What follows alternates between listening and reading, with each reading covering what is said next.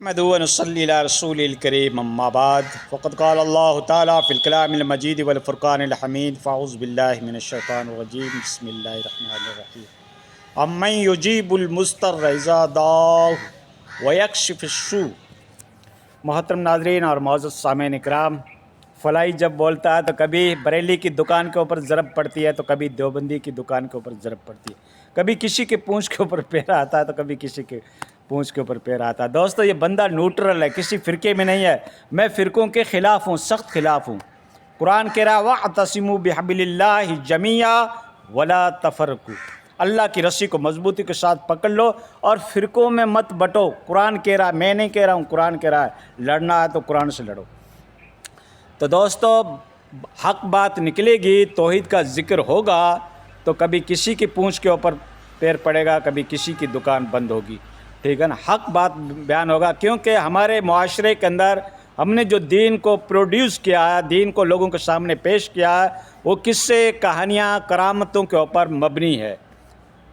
اور ہمارے مقرر حضرات ہیں، خطیبین حضرات ہیں، اسپیکر حضرات ہیں، جو بھی لیکچر دیتے ہیں وہ بھی اس طریقے کی کراماتوں کو ذکر کرتے ہیں، تب اس کے فالوورز بڑھتے ہیں اور تب اس کو واہواہی حاصل ہوتی ہے، تب لوگ کہتے ہیں سبحان اللہ۔ اور حق بات کوئی کہتا ہے تو اس کو الرجی ہوتی ہے، کیونکہ جو بدعت اور شرک اور واہیات اور غلط قسم کی ٹریڈیشنل کی بیل جو ہمارے آکاش بیل ہمارے دماغوں کے اوپر چڑھ چکی ہے، اس کو ہٹانے کوئی جائے گا تو بڑی اذیت ہوگی، بڑی تکلیف ہوگی۔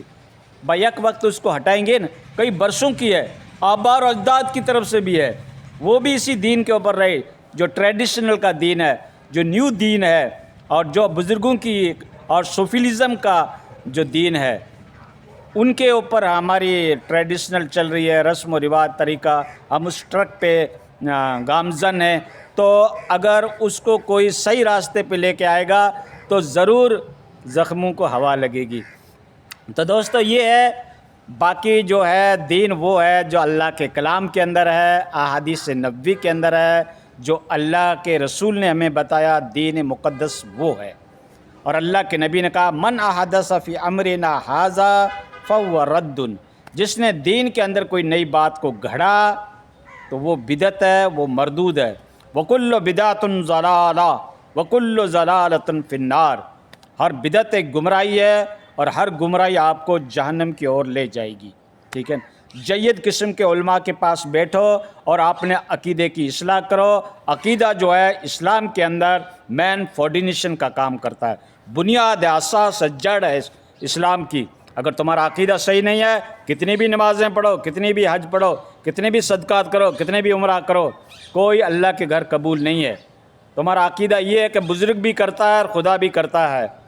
اللہ رب العزت اپنے کلام مجید کے اندر ارشاد فرما رہا ہے امن یجیب المضطر اذا دعاہ، بھلا کون ہے جو تمہاری تکلیف کو دور کرتا ہے، تمہارے جب تم پریشانی میں مبتلا ہو تو تمہاری پریشانی کو کون ہٹاتا ہے، وَيَكْشِفُ السُّوءَ، اور تمہارے سے برائی کو ہٹاتا ہے، اور تمہیں زمین کی خلافت دے رکھی ہے۔ کیا خدا کے سوا بھی کوئی خدا ہے؟ اَإِلَٰهٌ مَّعَ اللَّهِ، رب غصے کے ساتھ کہہ رہا ہے کہ خدا کے ساتھ بھی کوئی نیکسٹ گوڈ ہے، کوئی دوسرا خدا ہے؟ تو یہ اللہ رب العزت اپنے کلام مجید کے اندر ارشاد فرما رہا ہے۔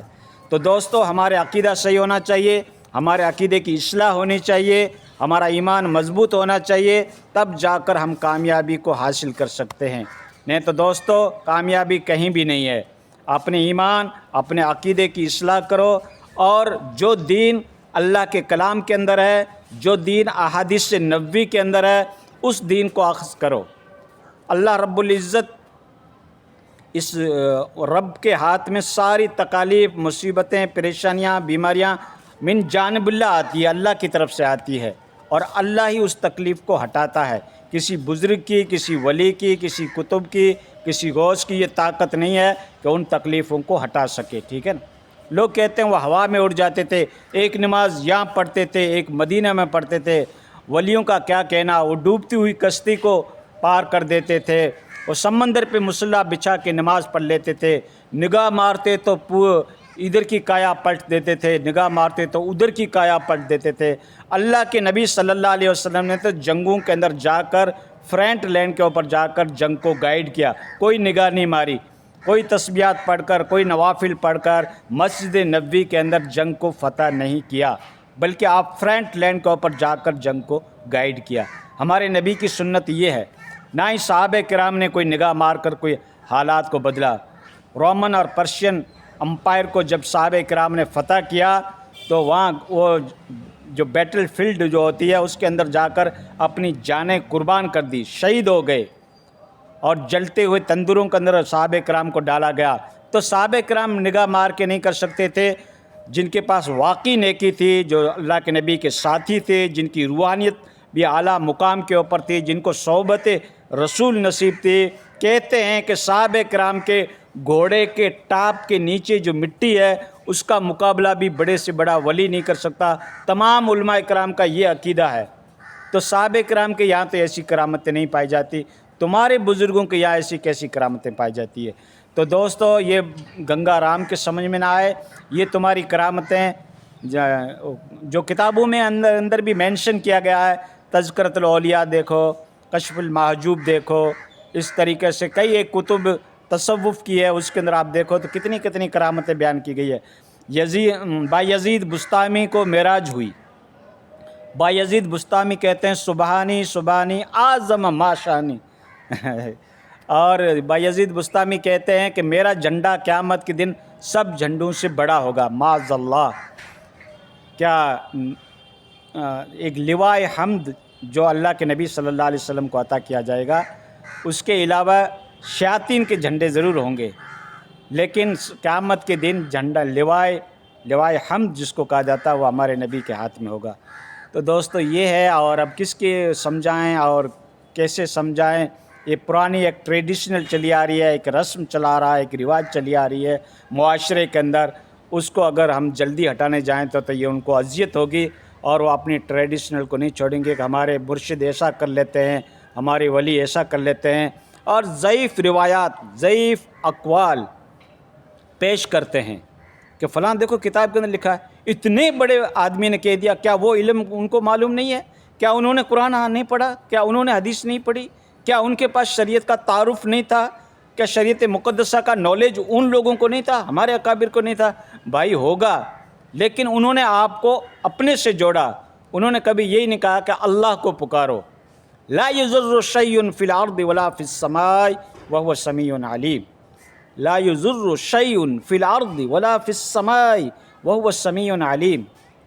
کوئی تمہیں ضرر نہیں دے سکتا زمین اور آسمان کے بیچ کے اندر، بے شک وہ سننے والی ذات اور جاننے والی ذات ہے۔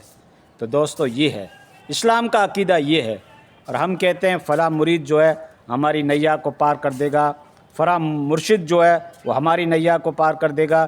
تو اس طریقے کا عقیدہ رکھنا کیا قرآن اور حدیث کے منہج کے اوپر کیا یہ مطابقت کھاتا ہے، موافقت کھاتا ہے؟ قرآن تو کہہ رہا ہے ایاک نعبد و ایاک نستعین، اے اللہ ہم تیری ہی عبادت کرتے ہیں، اے اللہ ہم تجھ ہی سے مانگتے ہیں۔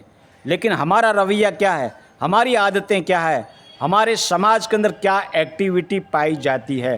کہیں نخل مرکد کی چھاؤں میں سجدہ، کہیں مرنے والے کے پاؤں میں سجدہ، اداؤں میں سجدہ، اشاروں میں سجدہ، مزاروں پہ سجدہ، مزاروں پہ طواف، پتہ نہیں کیا کیا ہوتا ہے، ٹھیک ہے نا؟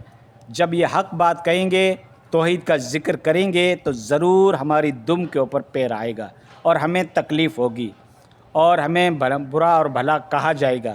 لیکن دوستو حق بات بتانا ایک عالم کے ذمے ضروری ہے، نہیں تو کتمان علم ہوگا، قیامت کے دن اس عالم کی پکڑ ہوگی جو کیا ہے کہ حق بات کو نہیں بتایا۔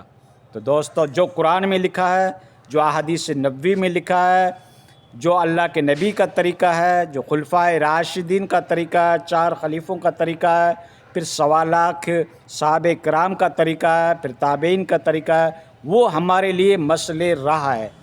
آج کے بزرگوں کا طریقہ ہمارے لیے مسئلہ راہ نہیں ہے، آج کے اکابرین کا طریقہ ہمارے لیے مسئلہ راہ نہیں ہے، ہدایت کا ذریعہ نہیں ہے۔ علیکم بسنتی وسنت الخلفاء راشدین المہدین، اللہ کے نبی نے کہا تمہارے اوپر لازم ہے میرا طریقہ اور میرے خلفائے راشدین کا جو ہدایت یافتہ ہیں۔ خلفائے راشدین کے دور میں کیا کیا کام ہوتا تھا وہ ہمارے لیے لازم ہے۔ اور اللہ کے نبی نے ہم کو کیا بتلایا وہ ہمارے لیے ضروری ہے۔ صلح حدیبیہ کے اوپر اللہ کے نبی صلی اللہ علیہ وسلم نے 2 چیزیں چھوڑی، کہا کہ میں آپ کے بیچ میں 2 چیزیں چھوڑ کے جا رہا ہوں، اگر اس کو تم اپناؤ گے تو کبھی گمراہ نہیں بنو گے، راہ راست کے اوپر ہوگے، صحیح فرقے میں ہوں گے، صحیح جماعت پہ ہوں گے، حق کے اوپر ہوں گے۔ یہ تو میں آپ کو آگے تفصیلات بتا رہا ہوں، لیکن اللہ کے نبی نے کہا کہ میں آپ کے بیچ میں 2 چیزیں بھاری چھوڑ کے جا رہا ہوں، اس کو لازم پکڑ لینا۔